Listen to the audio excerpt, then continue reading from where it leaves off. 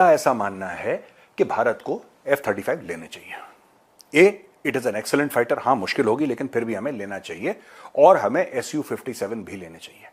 उससे क्या होगा कि अचानक जो हमारी 5th जनरेशन कैपेबिलिटी है वो अचानक बढ़ जाएगी, क्योंकि आपको 2 सोर्सेस से मिल रहा है। यहां पे रूस आपको यह भी कह रहा है कि कंप्लीट ट्रांसफर ऑफ टेक्नोलॉजी दे रहा है। रशिया आपसे कह रहा है कि 5th generation technology including engines हम आपको 100% ट्रांसफर ऑफ टेक्नोलॉजी देंगे, आप भारत में बनाइए। यह वादा अमेरिका ने नहीं करा। आप अमेरिका को बोलिए यस, हम आपसे 3 स्क्वाड्रन्स लेते हैं, अगर उसका पार्ट भारत में बनता है great, otherwise just give it to us, forget about it, just give it to us and fly away condition. Will 2 squadron 3 squadron जो भी आपने लेने, जो भी एयरफोर्स फैसला करे, 3 आपकी F-35 की हो गई। बाकी आप बोलिए रशिया को setup a plant in India, manufacture in India. Modi साहब जो है अमेरिका गए थे, ट्रंप ने उन्हें F-35 जो है फाइटर जेट दे दिया है, क्या कहेंगे इसके ऊपर? 5th generation. जी बिल्कुल, पहले भी बहुत दफ़ा गया है अमेरिका, लेकिन इस दफ़ा जिस तरह उसका वेलकम किया गया है ना, ऊपर से उनकी डील हो गई है, अच्छी बात है। लेकिन इस तरह कोई अपनी टेक्नोलॉजी देता तो नहीं है, लेकिन अगर देते हैं अच्छी बात है, उनका आपस का लेन देन है। जली ना, तेरी भी जली ना। और अगर पाकिस्तान की बात की जाए तो पाकिस्तान तो अल्हम्दुलिल्लाह अल्हम्दुलिल्लाह सुम्मा अल्हम्दुलिल्लाह इसके पास इतनी सिक्योरिटी है कि अल्हम्दुलिल्लाह कोई इसे मैली आंख से भी नहीं देख सकता। और ऑब्वियसली जो इंडिया है वो मोदी सरकार जो है वो इस काम में तो माहिर हैं कि उन्होंने अपनी जो सिक्योरिटी पे काम कर रहे हैं वो तो वेल अप्रिशिएटेड भी है। और अगर कहा जाए तो उनके लिए तो इतना है, लेकिन हमारा पाकिस्तान भी कुछ कम नहीं है। ये एक छोटा मुल्क हो के इसके पास जितनी एक सिक्योरिटी इसके पास है, डिफेंस का जितना सिस्टम है इसके पास, वो अल्हम्दुलिल्लाह कोई इसे नहीं देख सकता है बुरी आंख से।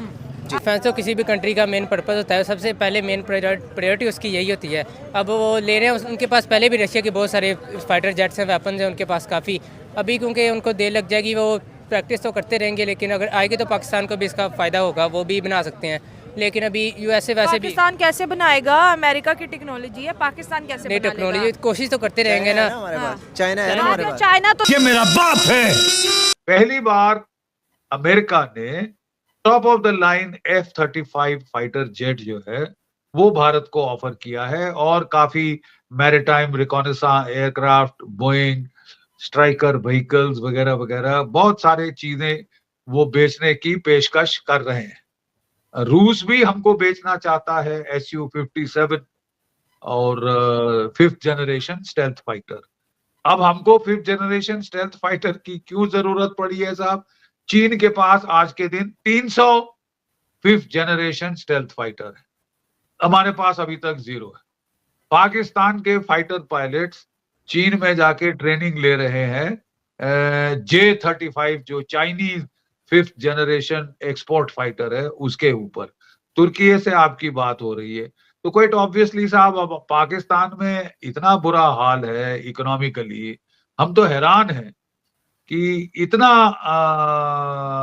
नाजुक हालत होते हुए रोज लोगों को 2 रोज की रोटी नहीं मिल रही, बिजली के बिल नहीं पे कर रहे, लेकिन पाकिस्तान की फौज, पाकिस्तान की एयरफोर्स को जो टॉयज चाहिए सो चाहिए, और भारत के पहले चाहिए।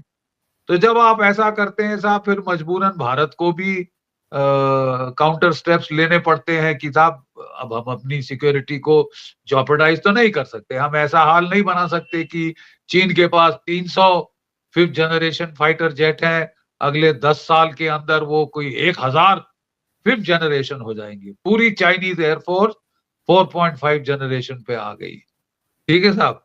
और अब हम देख रहे हैं कि पाकिस्तान अगले साल तक 5th जनरेशन फाइटर, चीन के साथ तो बात हो ही गई है, तुर्की से भी बात चल रही है, और जहां हम डोनाल्ड ट्रंप को मिलने गए थे, एर्दोगान साहब पाकिस्तान आए हुए थे। तो ये जो रस्साकशी चलती रहती है, और हम लोग को मजबूरन काफी पैसे खर्चा करने पड़ते हैं अपने डिफेंस के ऊपर।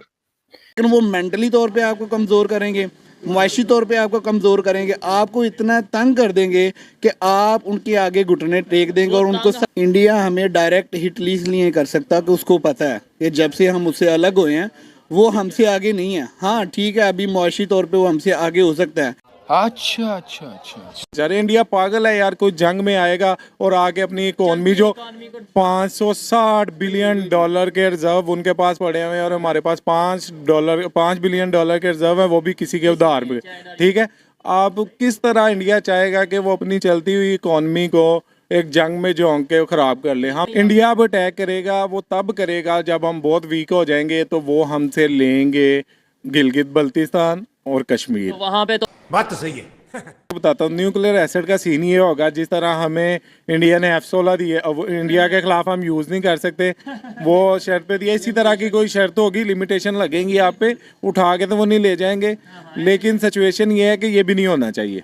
यहाँ पाकिस्तानी जैसे भी हैं ना, लेकिन ये अपनी गैरत के मामले में, अपनी इज्जत के मामले में इतने खुददार हैं कि अगर इनके एटॉमिक पावर को किसी भी किस्म का कोई खतरा भी होता है ना, तो इंशाल्लाह ये उससे पीछे नहीं हटेंगे। इन्हें मरना पड़ा ये उसके लिए मार पड़ेंगे, लेकिन उसको खतरे में नहीं डाल सकते।